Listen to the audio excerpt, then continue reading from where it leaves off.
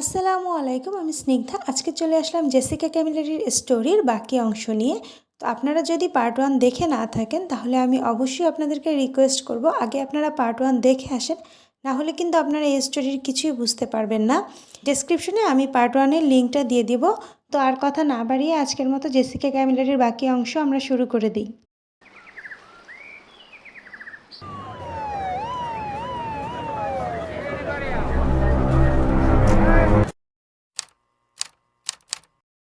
এখান থেকেই শুরু হচ্ছে এই কাহিনীর খুবই ভয়ঙ্কর একটা অংশ। এখন যা আমি বলবো এটা খুবই গ্রাফিক হতে যাচ্ছে। আপনারা যদি কেউ এই জিনিস হ্যান্ডেল করতে না পারেন তাহলে আপনারা এখন থেকে ভিডিওটা স্কিপ করতে পারেন। আর যদি আপনাদের কোনো প্রবলেম না হয় তাহলে আপনারা আমার সাথে থেকে স্টোরিটা শুনতে পারেন পুরোটা। এই কথা বলার সাথে সাথে জেসিকা হচ্ছে ওই যে চাকুটা ওর মার গলার সামনে ধরলো না, তো ধরে ওর মাকে কোনো কিছুই কিন্তু জিজ্ঞেস করে নেই, আমি ওখানে যাব না, অথবা রিকোয়েস্টও করে নেই আমি ইনস্টিটিউটে যাব না, আমি তোমার সাথেই থাকবো, আমি আর কখনো এমন কিছু করব না। কোনো কিছু না বলে ও হচ্ছে ওই চাকুটা সরাসরি রিটার গলায় একদম ঢুকায় দেয় সাথে সাথেই। আর এরপরে জেসিকা আর কোনো দিকে তাকায় নেই, মানে কন্টিনিউ ওর মাকে চাকু দিয়ে স্ট্যাব করে যাচ্ছে, কন্টিনিউ, মানে ও কোনো থামাথামি নেই। কত শতবার যে মুখ, গলা, বুক, মানে পুরো অংশটা, বিশেষ করে মুখ আর গলায়, নাক, মুখ, চোখ, গলা এই অংশটাতেই বেশি এত পরিমাণে স্ট্যাব করতেছে, কোনো থামাথামি নেই। আর এইরকম অবস্থায় রিটা যখন মানে প্রথমবার চাকু ঢোকানোর পরে যখন অনেক জোরে চিৎকার করা শুরু করলো না, তখন এই যে 4 বছরের ছেলেটা যে ছিল, ক্রিস্টিনের ছেলে, এই ছেলেটা, আমি জানি না এই ছোট একটা বাচ্চা কি বুঝছে, ওর ভিতরে কোথা থেকে মানে এত সাহস আসছে। ও একটা বড় সাইজের একটা ফ্রাই প্যান নিয়ে তো জেসিকার মাথার উপর এসে একটা বাড়ি দিছে। ও হয়তো বা ভাবছে এর জন্য এতে জেসিকাকে সে সরাতে পারবে। বুঝতে পারতেছিল যে কিছু একটা হচ্ছিল, জেসিকা আর কি রিটাকে মারতেছিল, কিছু একটা সে বুঝতে পারতেছিল।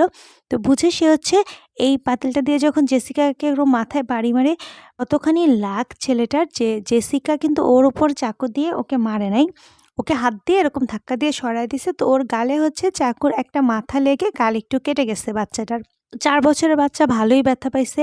তবু সে সাহস করে জেসিকাকে থামাতে গেছিল। তো তখন যখন তার গাল কেটে গেছে সে তো কোনায় বসে কান্না করতেছে। ওর তো আর কিছু করার নেই। ও তো ভয় পেয়ে তখন কোনায় বসে সে কান্না করা শুরু করতেছে। আর ওদিকে জেসিকা কন্টিনিউ রিটাকে তখনও স্ট্যাব করে যাচ্ছে ততক্ষণ পর্যন্ত রিটার মাথা তার গলা থেকে, শরীর থেকে একটুর জন্য মানে ঝুলে ছিল একটু চামড়ার মাধ্যমে, ততক্ষণ পর্যন্ত জেসিকা থামে নাই, কন্টিনিউ স্ট্যাব করে গেছে। মানে আমি বুঝতে পারতেছি না আমি আসলে কিভাবে এই জিনিসটা ডেসক্রাইব করব, যে জেসিকার মাথায় তখন কি জিনিস ভর করছে ওই জানে।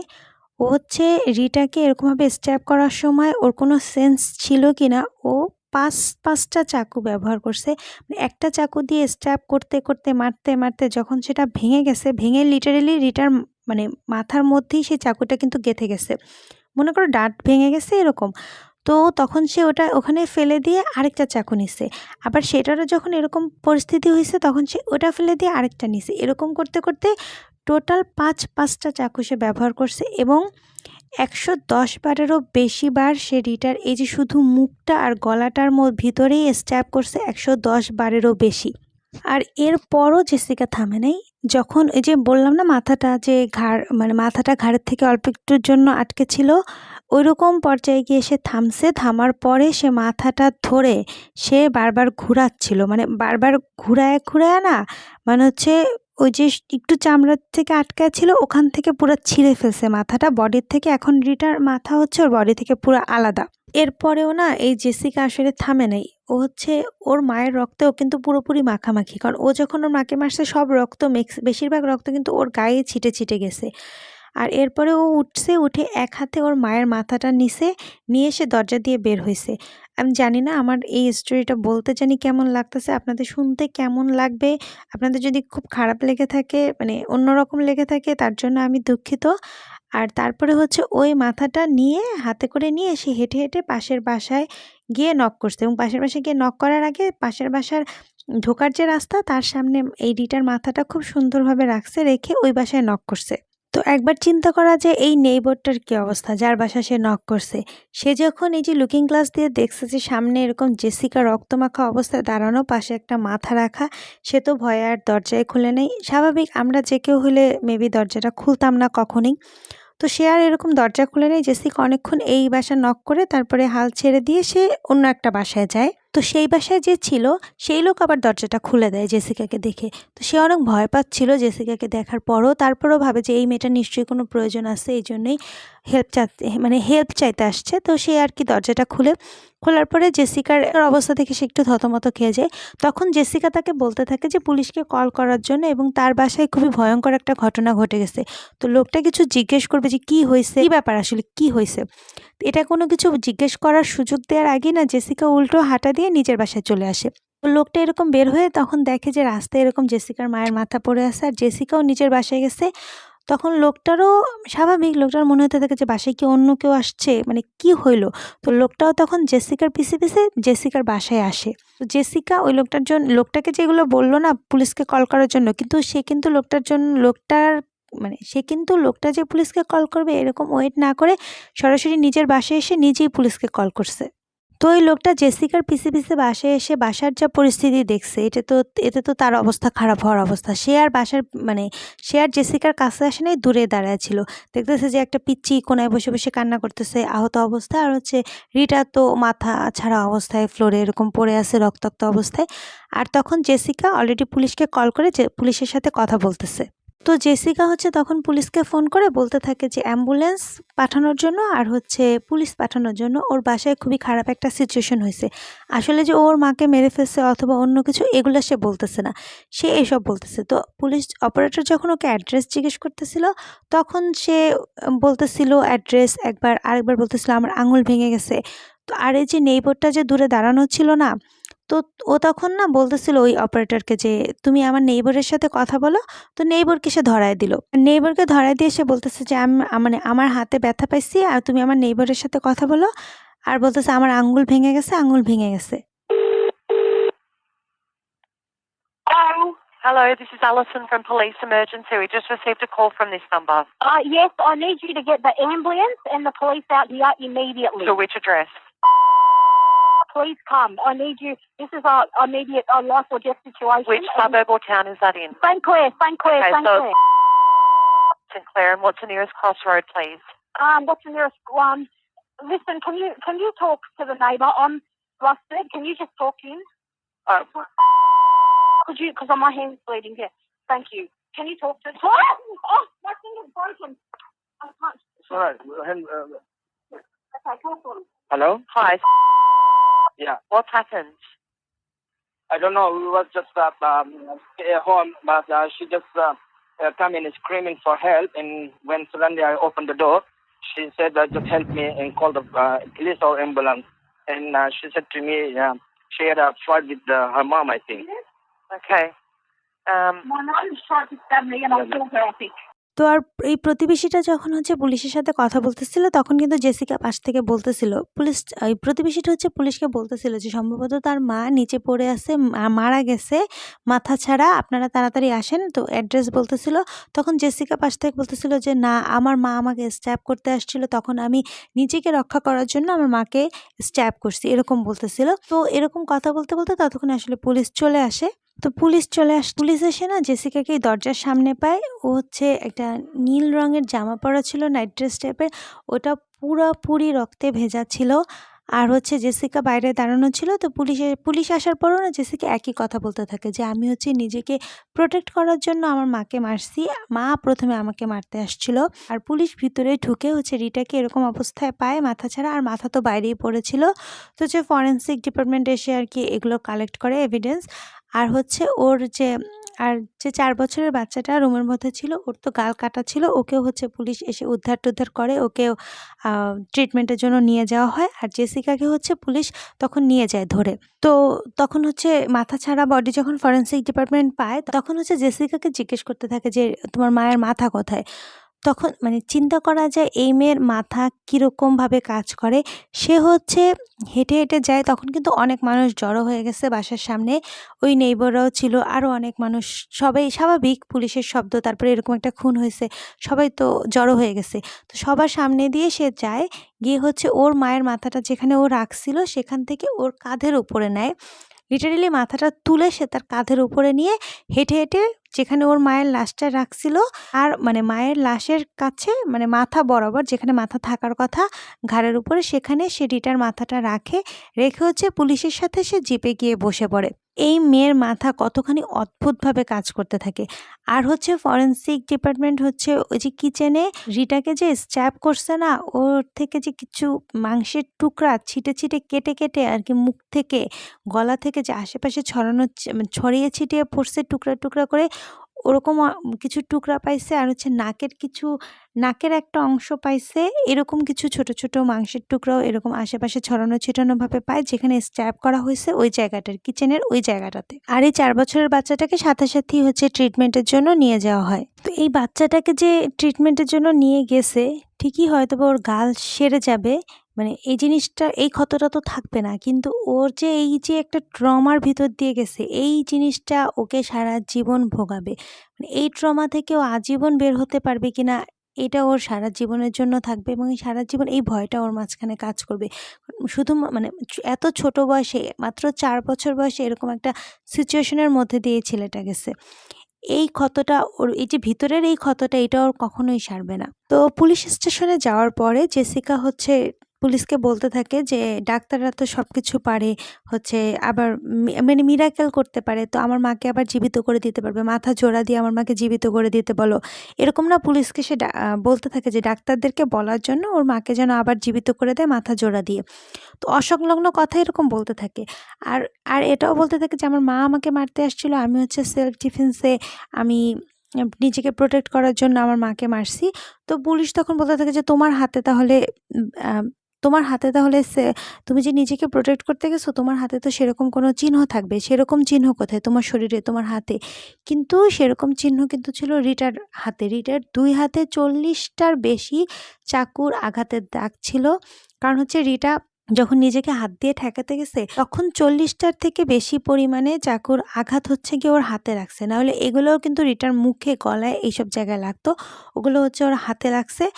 আর হচ্ছে জেসিকার যে আঙুলে ব্যথা পেয়েছে এটা হচ্ছে ও যে ছুরি দিয়ে ওর মাকে এতবার মারছে না সেখান থেকে ব্যথা পেয়েছে। তো এর কারণে হচ্ছে জেসিকা যে সেলফ ডিফেন্সে ওর মাকে মারছে এইরকম কোনো প্রমাণ পুলিশ পায় না। তো ওর বিরুদ্ধে তখন আসলে কোর্টে কেস উঠে। এখানে রিটার পোস্টমর্টেম করার পরে আরেকটা জিনিস সামনে আসে, সেটা হচ্ছে রিটার শরীরে ওর চোখ দুটো ছিল না জায়গা মতো, এবং তখন বোঝা যায় যে চোখ দুটো এমনি এমনি পড়ে নাই, চোখ দুটো জেসিকা হচ্ছে ইচ্ছা করে চাকু দিয়ে গুতায়া চোখ দুটো বের করে মানে কোথাও একটা রেখে দিছে। যাই হোক, তারপরে পুলিশদের মাথায় এসেছে চোখ যেহেতু রিটার সাথে ছিল না তার মানে চোখটা নিশ্চয়ই বাসায় কোথাও আছে। তারপরে তারা বাসায় আবার ভালো করে খুঁজে চোখ দুটো খুঁজে পায় এবং চোখের যা কন্ডিশন ছিল সেটা হচ্ছে গিয়ে যেখানে ওরা হচ্ছে রিটার শরীরের অন্যান্য ছোট ছোট টুকরা পাইছে, নাকের কিছু অংশ পাইছে, ওখানে কিন্তু চোখ ছিল না, চোখ ছিল অন্য একটা জায়গায়, কিচেনের অন্য একটা অংশে। এবং চোখ দুটো হাত দিয়ে পুরো থ্যাতলানো অবস্থায় ছিল, মানে হাত দিয়ে চেপে চোখ দুটো পুরো থ্যাতলায় ফেলছে এরকম কন্ডিশনে ছিল। তো এইরকম কাজ তো কেউ সেলফ ডিফেন্সে আসলে করে না। তো এর কারণেও হচ্ছে জেসিকার বিরুদ্ধে এই কেসটা আরও স্ট্রং হয়ে যায়। তো কেসটা আসলে কোর্টে ওঠার পরে জেসিকার বিরুদ্ধে যা যা এভিডেন্স ছিল এগুলো ফরেনসিক এভিডেন্স এগুলো দেখার পরে জাজ যেটা আর ওর যে অসুস্থতা ছিল ও যে মানসিকভাবে, তো এইসব কিছু জানার পরে আগেও যে কাজ ও করছে মানুষকে থ্রেট দিত মারার, তো সব কিছু বিবেচনা করে জাজ যেটা সিদ্ধান্ত নেয় যে ও এমন কোনো অসুস্থ ছিল না যে ও এরকম পাগলামি করে একজন মানুষকে মেরে ফেলবে, অথবা এরকম ওর অ্যাঙ্গার ইস্যু ছিল, কথায় কথায় রেগে যেত, কিন্তু এরকমভাবে এরকমভাবে ওর মাকে মারার মতো সিচুয়েশন ওর ছিল না। ও যেটা করছে ও এটা জেনে বুঝে নিজের সজ্ঞানেই করছে যে ওর মার সাথে ও আসলে কি করছে এটা ও বুঝে শুনে তারপরেই করছে। তো এরপরে জেসিকার 20 বছর 7 মাসের সাজা হয়। আর হচ্ছে এমন কয়েদিদের সাথে জেসিকাকে রাখা হয় যারাও একটু মানসিকভাবে অসুস্থ এবং ক্রাইম করে এরকম জেলে আসছে তাদের সাথেই রাখা হয়। কিন্তু এরপরে আবার জেসিকার শাস্তি কমিয়ে হচ্ছে 16 বছরে করে দেওয়া হয়, কারণ জেসিকার বিভিন্ন মানসিক দিক চিন্তা করে 20 বছরের শাস্তিটা 16 বছরে নিয়ে আসা হয়। কিন্তু জেসিকাকে জেলে পাঠানোর পরে জেসিকার সাথে যারা ওই জেলে থাকতো তাদের জীবনটা এবার জেসিকা হেল করে ফেলে। মানে জেসিকার সাথে যারা ছিল তারাও কিন্তু ক্রিমিনালি ছিল এবং তারা মানসিকভাবে অসুস্থ ছিল। মানে মোটামুটি এমন একটা টাফ জেলের মধ্যেই জেসিকা ছিল, এমন কোনো নরম সরম জেলে না যে ওর সাথে যারা থাকতো অন্য কয়েদিরা তারা খুব নরম সরম ছিল, এরকম না। কিন্তু তারাও কিন্তু যথেষ্ট ক্রিমিনাল ছিল, যথেষ্ট মানসিকভাবে অসুস্থ ছিল, ওর মধ্যে ছিল। কিন্তু এখানে তাদের লাইফ জেসিকা পুরো হেল বানিয়ে দেয়। তাদেরকে মেরে ধরে অনেক কয়েদিদেরকে সে ধরে মেরে মাথা ফাটিয়ে দিছে।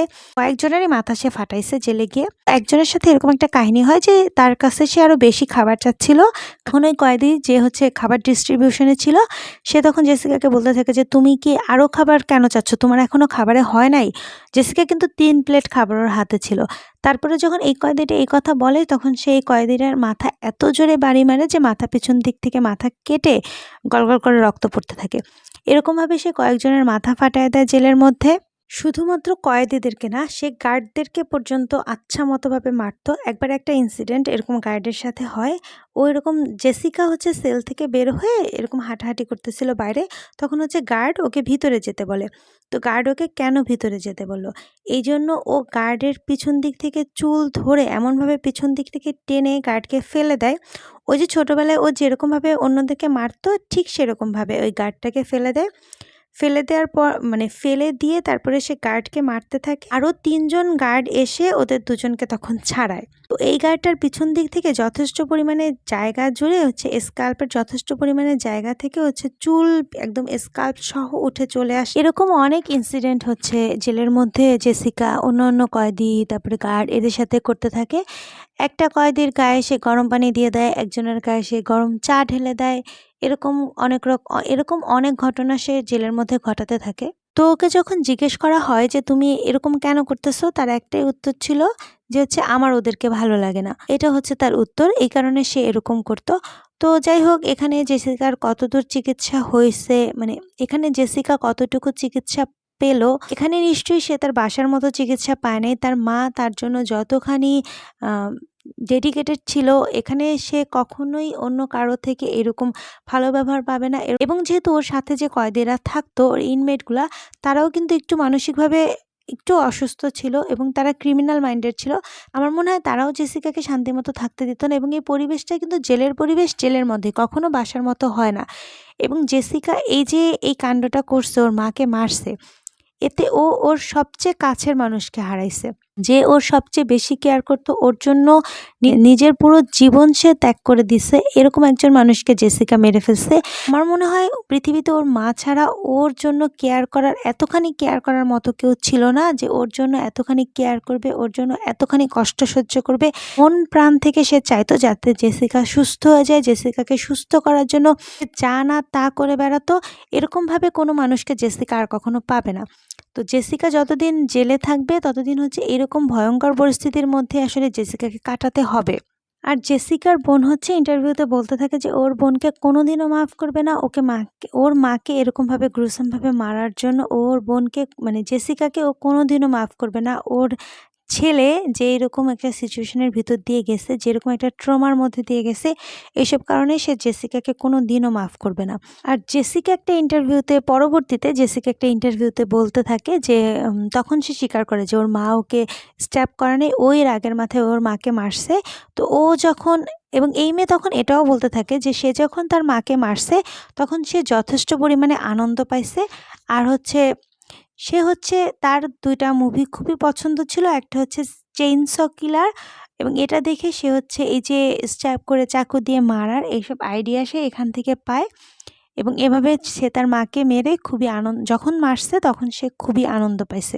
এই মেয়ে এখনো কিন্তু ভালো হয় নাই, সে মানসিক দিক থেকে কোনো রকম কোনো ইমপ্রুভ এই মেয়ের হয় নাই। আর হবেই বা কিভাবে, যখন বাসায় থেকে যথেষ্ট পরিমাণে ট্রিটমেন্ট পেয়েও কোনো রকম কোনো উন্নতি হয় নাই, তখন এরকম জেলের ভিতরে এরকম একটা পরিবেশে থেকে তো মানসিকভাবে আরও ক্ষতি হওয়ার কথা, তাই না? ইমপ্রুভ তো হওয়ার কথা না।